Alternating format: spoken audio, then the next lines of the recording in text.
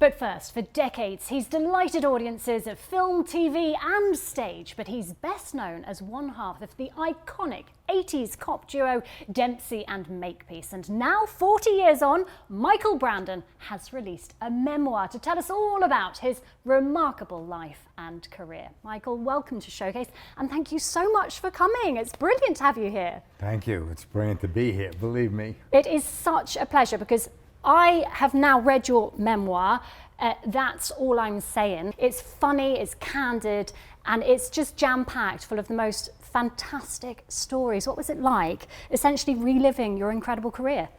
Well, it was more than my career. It was like reliving your life. My life. Not that you can relive it, but you can revisit it. Yeah. You know, because you can't change that moment of embarrassment in the classroom, but you can go back and look at it now and see maybe you learn something from it. You know, it's, yeah, it was incredible. You do take us on a journey, the highs, the lows, and you start here in London with Dempsey and Makepeace, that iconic 80s cop series. It was a smash hit, which you played alongside your now wife, Glynis.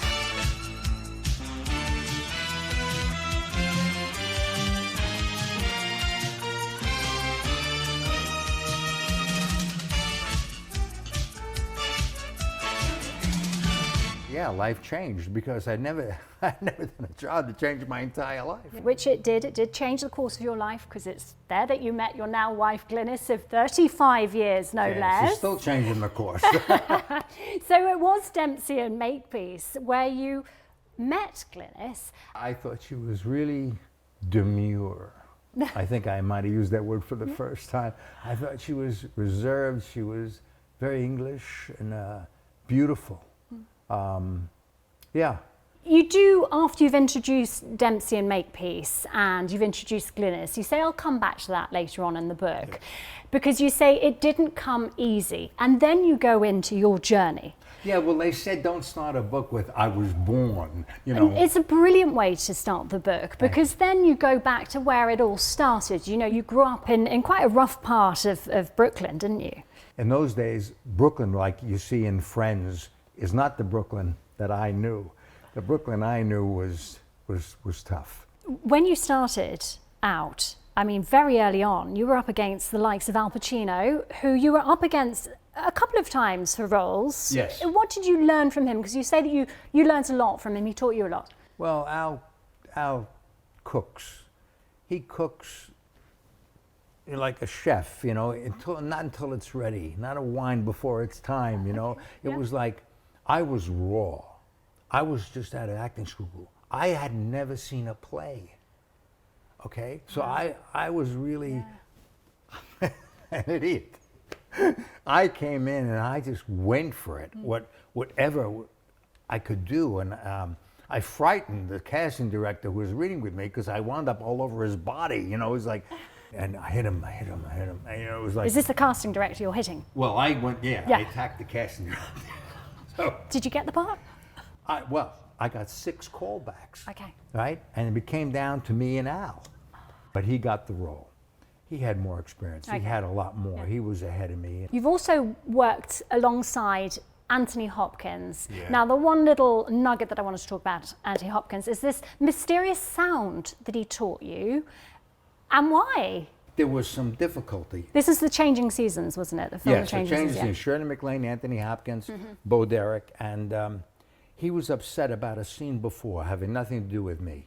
And then Bo Derek, who's his girlfriend, and Shirley was his wife. I was having an affair with her. Anyway, Bo takes the car and goes off. So there's no way for him to, where'd she go?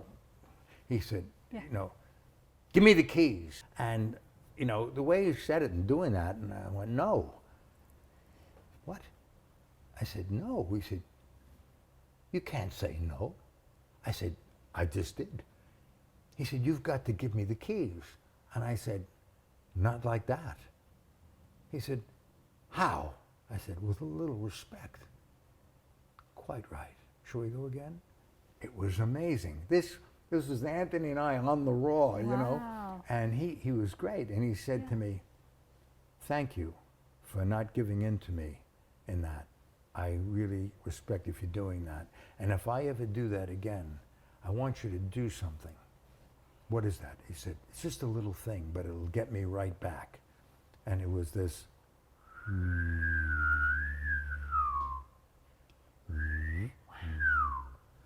That's a cool sound. That's Right? a cool sound. It's just, that's the sound. And I've never done that Like a before. transmitter You have just heard the radio. sound. Yeah, it was kind of a whistle and a hum together. And he would just click back. And we bonded on that. You dated some Hollywood icons, didn't you? My goodness. So you dated the bionic woman, Lindsay Wagner, who ended up marrying. What Yeah. was it like being the celebrity Hollywood couple of the time?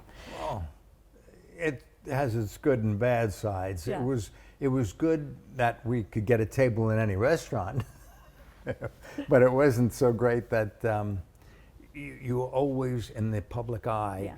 So stories were made up, and it was also difficult to live any privacy. You know, you couldn't have a meal in that restaurant. You get the table, but then all of a sudden you had a lot of people coming up. You know, she became the most famous TV actress at the time. She wasn't that when we met. I met her in an acting class. That marriage ended. I did also want to ask you about a couple of flings. You dated Tina Sinatra, Frank Sinatra's daughter. Well, she told me her name, and I thought it was Tina Santos, right? And she was a literary agent at this agency. So it was later, back in LA, I thought, I need a literary agent. I want to write. So I called that agency and I said, can I speak to Tina? And they said, oh, she's not here. She's working from home today. And I got the number, so I called. She said, why don't you just come over? So I'm sitting in her house, and I look around at the photographs on the counters and on the, the book cupboards, and I'm seeing Frank Sinatra, and Dean Martin. I'm seeing, all these famous people, but lots of her. And I said, do you represent him? She said, who? I said, Frank Sinatra. She said, what? I said, do you represent him? And she said, who do you think I am? I said, Tina Santos. She goes, Sinatra. Did you ever meet Frank Sinatra? You did? Yeah. What was he like? He was very nice. I mean, I went to his concert. We were in his dressing room, the house. I mean, yeah, I was invited for Easter egg hunt. I mean, we had dinner. It was lovely. Wow. The other thing I really want to ask you about is your kiss with none other than Elizabeth Taylor. Okay. See, these things, that's the part of life you don't know what's going to happen. Not part of my life, but... Rich and Famous, Yeah. right? With Jackie Bisson, right? And we're in an airplane. So at the premiere, it was glorious. Yeah. I mean, Hollywood, and I'm in it. So I walk up to get a drink, and this voice says to me, I could never do that. And I turn around, and I am looking into those violet eyes of Elizabeth Taylor. I said, really? She said, no. She said, but I get too panicked on planes. I have such a fear of flying. I could never do that. I said, well, actually, I think you could if you close your eyes. And she said, okay. She closed her eyes. I said, now imagine you're on a plane. You're on a flight. She says, I'm already getting panicky. I said, okay, right? That's okay. Keep your eyes closed. Now kiss me. And she did. But I mean, like, she really kissed me. I mean, it took me by surprise. I thought she was going to crack up laughing, but she kissed me. And I said, well, she said, it worked. Wow. It worked. She said, the only thing is, some flights are very long. Yes, they are. Wow, Michael, the stories you have. How do you feel when you reflect back on your life and your career? How do I feel? I feel not done yet.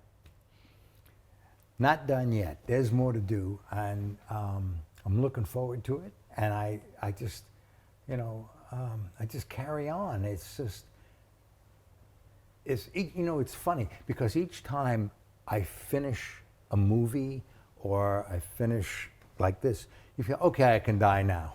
It's okay, I can go. I've done it. And you don't, so it's the next adventure.